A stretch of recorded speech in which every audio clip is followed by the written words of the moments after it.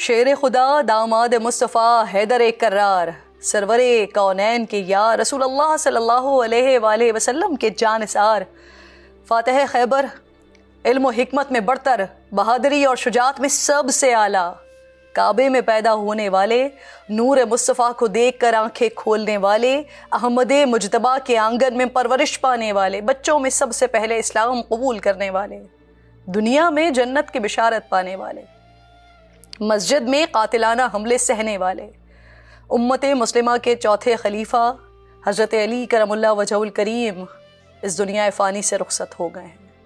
ان للہ و انا الیہ راجعون۔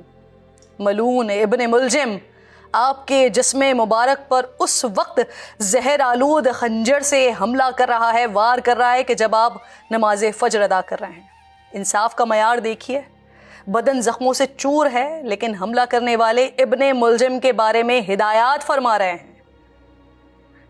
ہیں کہ اگر میں اس ضرب سے مر جاؤں تو ایک ضرب کے بدلے ایک ہی ضرب لگانا، ہاتھ پاؤں نہ کاٹنا اس کے، کیونکہ رسول اللہ صلی اللہ علیہ وآلہ وسلم نے اس سے منع فرمایا ہے۔ اس پر اتنے ہی وار کرنا جتنے اس نے مجھ پر وار کیے ہیں۔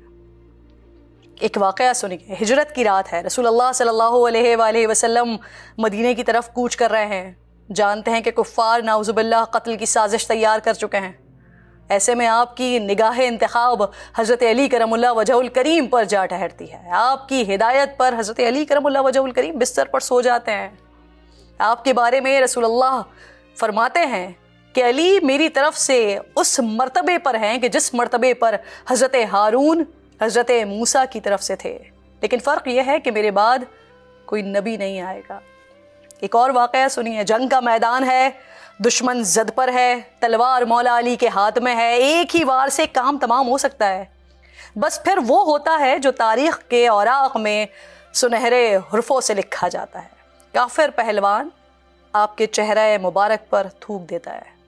حضرت علی کرم اللہ وجہہ الکریم کو جلال آتا ہے، لیکن وہ فوری طور پر اپنی تلوار پھینک دیتے ہیں، پہلوان سے کنارہ کر لیتے ہیں۔ یہ دیکھ کر کافر حیران ہو جاتا ہے، سبب پوچھتا ہے۔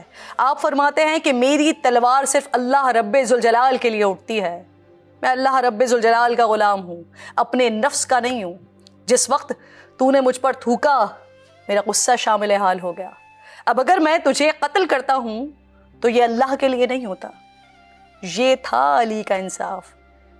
ایک اور واقعہ دیکھ لیجئے، حضرت علی خلیفہ وقت ہیں، یہودی کے خلاف زرا کا دعویٰ لے کر عدالت پہنچتے ہیں، قاضی دونوں جانب کے فریقین کا بیان سنتے ہیں، لیکن یہ کہہ کر امام حسن کی شہادت کو مسترد کر دیا جاتا ہے کہ بیٹے کی شہادت والد کے حق میں قبول نہیں کی جا سکتی، دعویٰ خارج ہو جاتا ہے، فیصلہ یہودی کے حق میں آ جاتا ہے۔ حضرت علی کرم اللہ وجہہ الکریم بھی بنا ایک لفظ کہے اس فیصلے کے آگے سر تسلیم خم کر لیتے ہیں، حالانکہ سب جانتے ہیں کہ حقیقت کیا ہے۔ یہ دیکھ کر یہودی حیران رہ جاتا ہے، فوری طور پر اسلام قبول کر لیتا ہے۔ آج ہم خود کو علی والا کہتے ہیں، لیکن بدلہ لینے کا کوئی موقع ہاتھ سے جانے نہیں دیتے ہیں۔ اللہ رب ذوالجلال ہم سب کو مولا علی کی سنت پر عمل کرنے کی توفیق عطا فرمائے۔